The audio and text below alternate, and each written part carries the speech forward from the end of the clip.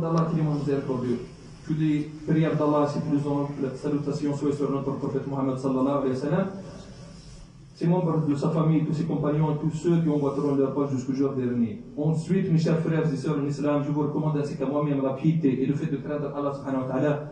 Craignez Allah subhanahu wa ta'ala pour que vous soyez comme il se doit pour gagner l'agrément d'Allah subhanahu wa ta'ala dans ce bas monde et dans le delà. Allah subhanahu wa ta'ala dit dans le noble Coran, dans le sens à rapprocher du verset et exercer le rappel, car le rappel profite aux croyants. Allah subhanahu wa ta'ala dit dans le noble Coran, dans le sens à rapprocher du verset concernant le sujet qu'on aborde aujourd'hui, Inch'Allah subhanahu wa ta'ala. Ô vous qui avez cru, quand on appelle à la prière du jour de vendredi, accourez à l'invocation d'Allah, et laissez tout négoce, cela est bien meilleur pour vous si vous saviez. On parlera avec l'aide d'Allah subhanahu wa ta'ala sur un sujet très important qui revient chaque semaine. L'éthique et les règles de bienséance à respecter durant la prière de vendredi, durant les prêches de vendredi pour gagner l'agrément d'Allah subhanahu wa ta'ala. Un sujet très important, c'est une adoration qui revient chaque semaine. Mais malheureusement, ce qu'on remarque, malheureusement la majorité d'entre nous ne savent, on néglige l'éthique de la prière de vendredi. Néglige l'éthique et les règles de bienséance concernant les deux prêches de vendredi. La plupart d'entre nous a le même rituel chaque vendredi. Arriver à la mosquée propre, après avoir fait un bel rituel, parfumé, vêtu de beaux vêtements, ayant récité généralement le chapitre Surat al-Kahf, et ayant récité beaucoup de fois les salutations sur le prophète sallallahu alayhi wa sallam durant ce jour. C'est le rituel de la majorité d'entre nous. La question qui se pose, chers frères et sœurs, quel est le but de cette obligation religieuse, Salat al-Jumu'ah? Allah subhanahu wa ta'ala, quelle est la finalité de l'éligibilité de la prière de vendredi? Car chaque acte d'adoration a un but. Et en même temps, Allah subhanahu wa ta'ala a mis une condition obligatoire pour la validité et l'acceptabilité des œuvres. Cette condition est l'intention, car les œuvres ne valent rien que par leur intention. En d'autres termes, chers frères et sœurs, quelle est la finalité d'assister à cette obligation religieuse? Quelle est la finalité et l'objectif d'assister à la prière de vendredi et d'écouter les deux prêches? Et quelles sont les motivations de vrais musulmans d'écouter le discours de vendredi? Allah subhanahu wa ta'ala dit dans le noble Coran, dans le sens rapproché du verset, ô vous qui avez cru, quand on appelle à la prière du jour de vendredi, accourez à l'invocation d'Allah. Les savants, les exégètes du Coran disent, l'invocation d'Allah, c'est le discours de vendredi et la prière. C'est le sermon de vendredi et la prière. Il est rapporté que le prophète sallallahu alayhi wa sallam dit, une fois que l'imam arrive, les anges qui enregistrent les arrivants à la mosquée, le premier, le deuxième et le troisième, ainsi de suite, quand l'imam arrive et prend sa place, les anges qui sont chargés d'enregistrer les noms des arrivés entrent à la mosquée pour écouter le dhikr, l'invocation d'Allah subhanahu wa ta'ala. Chers frères et sœurs, l'objectif principal du sermon de vendredi, c'est assister tous ensemble au sermon de vendredi. Cela ne se résume pas aux différents rituels qu'on a cités tout à l'heure, le fait de prendre un bel rituel, de se parfumer, de porter ses plus beaux habits, de réciter le Coran, de réciter des invocations, des prières sur le prophète sallallahu alayhi wa sallam. Mais il faut y ajouter la compréhension, la méditation et surtout l'application de ce qui est dit durant le sermon de vendredi. On vient à la mosquée pour assister à la prière de vendredi pour gagner l'agrément d'Allah subhanahu wa ta'ala, pour tirer profit, pour tirer des enseignements de discours de vendredi et de les mettre en pratique dans sa vie quotidienne. La question qui se pose, Quelles sont les caractéristiques du sermon de vendredi? Parce que le sermon de vendredi a une grande importance dans la religion d'Allah subhanahu wa ta'ala. Quelles sont ces caractéristiques? Chers frères et sœurs, le sermon de vendredi est le seul discours pour lequel Allah a obligé ta présence est obligatoire. Il n'y a pas un autre discours qui est obligatoire. D'autres discours à l'université, les cours, ainsi de suite, ne sont pas obligatoires. Si on veut assister, sinon on n'est pas obligé. Mais le discours de vendredi est obligatoire pour ceux qui n'ont pas d'excuses, de motifs valables pour s'absenter. Chers croyants, pour tous les autres discours, il n'y a aucune obligation à y assister. Ceux qui t'invitent sont des personnes comme toi et moi. Alors que, pour le sermon de vendredi, c'est le Seigneur des univers qui nous ordonne à venir pour assister au prêche de vendredi. C'est Allah subhanahu wa ta'ala qui nous invite, qui nous enjoint, qui nous ordonne, qui nous oblige à assister au sermon de vendredi. Ce n'est pas une personne que nous. La deuxième caractéristique du sermon de vendredi, c'est le fait que le discours de vendredi est le seul discours pour lequel l'absence sans excuse valable est considérée comme un péché. On a fait des études au lycée, à l'université, ainsi de suite, des fois on s'absente. Sans motif et avec motif. Il n'y a pas de problème.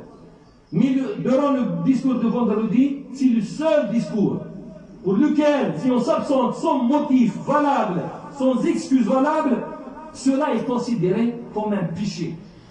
Même est considéré parmi les signes des hypocrites, comme c'est mentionné dans un hadith du prophète sallallahu alayhi wa sallam. Le prophète sallallahu alayhi wa sallam dit dans le hadith authentique rapporté par l'imam Muslim que ceux qui négligent la prière de vendredi cessent de le faire, sinon Allah apposera le scellé sur leur cœur et ils finiront par être distraits de sa pensée. Dans un autre hadith, le prophète sallallahu alayhi wa sallam, dans un hadith authentique rapporté par Abu Daoud, quiconque abandonne ta loi vendredi par négligence, sans excuse valable, aura son cœur scellé. Dans un autre hadith, le prophète sallallahu alayhi wa sallam, dans la version d'Ibn Khuzayma, dit celui qui délaisse la Jumu'ah, la prière de vendredi 3 fois, sans excuse valable, est un hypocrite. Qu'Allah nous préserve de ce défaut. La troisième caractéristique du sermon de vendredi, c'est le fait qu'il est considéré, le discours de vendredi est le seul discours pour lequel il est interdit de parler durant le discours, sauf cas de force majeure, et de ne pas s'occuper d'autre chose sauf le sermon de vendredi. J'ouvre une petite parenthèse concernant les responsables et les organisateurs ici à la mosquée. Ceux qui organisent la prière de vendredi, il faut faire de son mieux d'éviter de parler.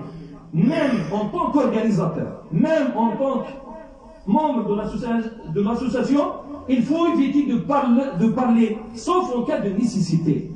Car c'est un grand péché de parler durant le prêche. En effet, dans tous les autres discours, il n'y a pas d'interdiction de parler et de discuter avec ses voisins, ses copains, ou de se déplacer. Mais ce n'est pas le cas pendant le sermon de vendredi. Ne pas respecter cela mène à la perte d'une grosse partie de la récompense de vendredi, ou équivaut à l'accomplissement de mauvaises actions. Le prophète sallallahu alayhi wa sallam a dit dans le hadith rapporté par l'imam Muslim, si tu t'adresses à ton ami, même pour lui dire tais-toi, pendant que l'imam prononce son sermon, tu es fautif. Dans une autre version, il dit celui qui s'amuse avec des cailloux quand l'imam fait son sermon commet une erreur, et celui qui commet une erreur annule son vendredi, sa prière de vendredi est caduque. Dans un autre hadith, est considéré comme la prière de Dhuhr. Je tiens à préciser ou à rappeler une petite remarque. Ici à la mosquée, surtout ici en France, La majorité des jeunes, par ignorance, on dit par ignorance, ils ne le font pas exprès.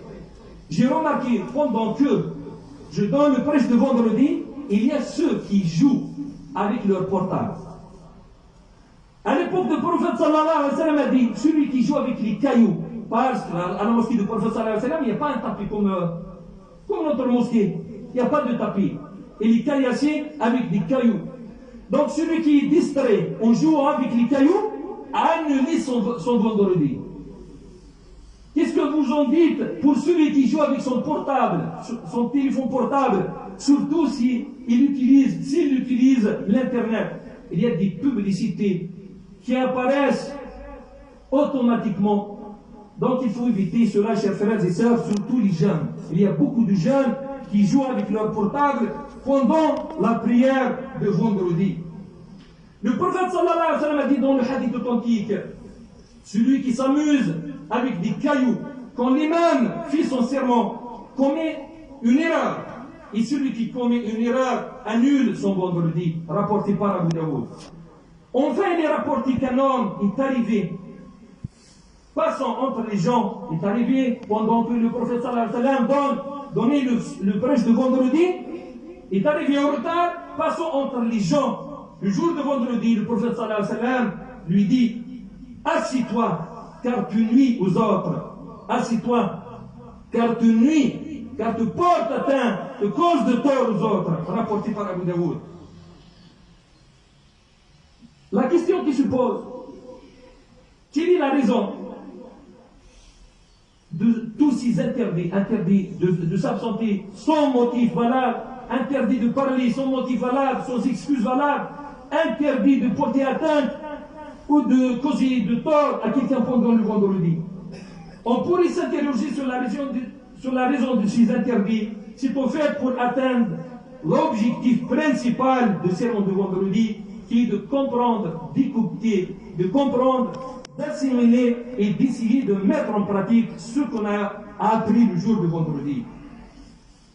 Quels sont les devoirs de chacun envers le sermon de vendredi pour en profiter et atteindre l'objectif de cette obligation religieuse, l'objectif tracé par Allah subhanahu wa ta'ala? Notre premier devoir, chers frères et sœurs, envers le sermon de vendredi, c'est de purifier son intention. Car les actes ne valent rien que par leur intention. Il faut vouer son culte pour Allah subhanahu wa ta'ala. Certes, ici en France, c'est très difficile pour être assidu à la prière de vendredi, car on a beaucoup, c'est pas moi, mais les gens, les fidèles ont beaucoup d'obligations, mais il faut faire de son possible et de purifier son intention. Le deuxième devoir envers le sermon de vendredi, c'est d'y aller motivé, sans être en retard, éviter d'être en retard. Il faut faire de son possible. Allah subhanahu wa ta'ala dit, oh, vous qui avez cru, quand on appelle à la prière du jour de vendredi, accourez à l'invocation d'Allah. Les commentateurs du Coran expliquent que accourez, fas'aw, n'est pas prendre le sens propre seulement, mais au sens figuré aussi. C'est-à-dire qu'il faut aller avec envie, avec l'intention de profiter de ce moment d'adoration afin de profiter de ses bienfaits. Dans un hadith authentique, le prophète sallallahu alayhi wa sallam nous a énuméré les récompenses graduellement, la récompense réservée à celui qui vient en premier, le deuxième, le troisième, ainsi de suite. Le prophète sallallahu alayhi wa sallam a dit à la fin du hadith, une fois que l'imam arrive, les anges qui enregistrent les arrivants à la mosquée entrent à la mosquée pour écouter le rappel d'Allah. Le troisième devoir, chers frères et sœurs, envers le sermon de vendredi, c'est d'y aller avec l'intention d'écouter, de dire les prophètes et d'appliquer ce qui a été dit et de le transmettre à autrui. Allah subhanahu wa ta'ala dit dans le sens rapproché du verset, ceux qui prêtent l'oreille à la parole, puis suivre ce qu'il contient de meilleur. Ce sont ceux-là qu'Allah a guidés et ce sont eux les doués d'intelligence. Enfin, chers frères et sœurs, si chacun de nous appliquait ce qu'il a été écouté chaque vendredi, nous serions dans une situation meilleure et différente de notre état actuel. Allah subhanahu wa ta'ala dit dans le sens rapproché du verset, ceux qui ont été chargés de la Torah, mais qui ne l'ont pas appliqué, sont pareils. Allah qui porte des livres, كمثل الحمار الذي يحمل أسفار السفر بالسين والكتاب الكبير. Quel mauvais exemple que celui de ceux qui traitent de mensonges les versets d'Allah, et Allah ne guide pas les gens injustes.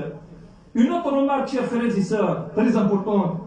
On a remarqué dans cette mosquée et dans d'autres mosquées, surtout cette remarque concerne les retardataires. Ceux qui viennent en retard, ils garent et stationnent leur véhicule n'importe comment. Les voisins de la mosquée, à chaque fois réclament au président de l'association, réclament à l'imam le tort que certains fidèles leur causent. Donc, chers frères et sœurs, il faut mettre dans sa tête que le fait de repousser le mal prévaut et prioritaire au fait de gagner un intérêt.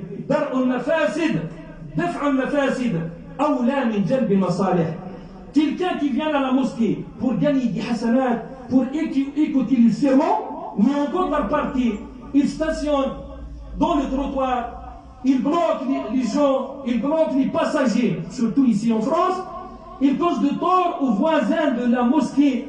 Est-ce qu'il va gagner réellement la récompense réservée? Donc, chers frères et sœurs, parce qu'on a constaté ce fait, une fois, il y a un retardataire qui s'est garé, même à l'entrée de la mosquée, la moitié de son véhicule à l'entrée, l'autre au trottoir. Après la fin du sermon et de la prière, il a tout bloqué. Il a pris tout son temps, comme s'il n'a rien fait. Après, s'est justifié. Ah, j'ai fait la prière de vendredi, c'est une obligation. Il ne savait pas que le fait de ne pas causer de tort prévaut. Parce que le fait de faire la prière de vendredi, c'est une obligation personnelle. Mais causer de tort à autrui, c'est pas bien, c'est pas halal, chers frères et sœurs. Donc l'intérêt général prime sur l'intérêt personnel. Que celui qui vient à la mosquée, qu'il purifie son intention, qu'il met en application l'éthique et les règles de bienséance apprises par le prophète sallallahu alayhi wa sallam pour tirer profit de la prière de vendredi. Et il faut appliquer ce qu'on écoute, ce qu'on apprend durant la prière de vendredi. Nous appelons Allah subhanahu wa ta'ala de nous guider sur le droit chemin. Nous appelons Allah subhanahu wa ta'ala de nous faciliter la guidance, de nous pardonner nos péchés. Nous appelons Allah subhanahu wa ta'ala de nous préserver de tout mal. نسأل الله سبحانه وتعالى أن يجعلنا من الذين يستمعون القول ويتبعون أحسنه. اللهم آت نفوسنا تقواها وزكيها أنت خير من زكاها أنت وليها ومولاها. اللهم آتنا في الدنيا حسنة وفي الآخرة حسنة وقنا عذاب النار. ربنا لا تزغ قلوبنا بعد إذ هديتنا وهب لنا من لدنك رحمة إنك أنت الوهاب. اللهم ارحم موتانا وموتى المسلمين واشف مرضانا ومرضى المسلمين برحمتك يا أرحم الراحمين. اللهم ارفع الوباء وهذا البلاء عنا وأنزل علينا الشفاء والعفو والعافية يا رب العالمين. وصلى الله على سيدنا محمد وعلى آله وصحبه أجمعين. إخوتي في الله، إن الله يأمر بالعدل والإحسان وإيتاء ذي القربى وينهى عن الفحشاء والمنكر والبغي يعظكم لعلكم تذكرون. اذكروا الله العلي العظيم يذكركم واشكروه على نعمه يزدكم ولذكر الله أكبر والله يعلم ما تصنعون ولا حول ولا قوة إلا بالله العلي العظيم. وأقم الصلاة.